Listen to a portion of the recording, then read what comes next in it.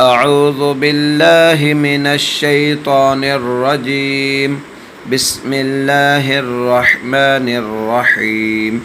آية نمبر 188 يسألونك عن الأهلة يسألونك عن الأهلة قل هي مواقيت للناس والحج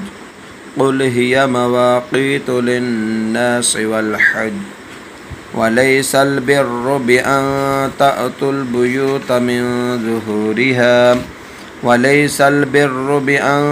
تأتوا البيوت من ظهورها ولكن البر من اتقى وأتوا البيوت من أبوابها واتقوا الله لعلكم تفلحون وأتوا البيوت من أبوابها واتقوا الله لعلكم تفلحون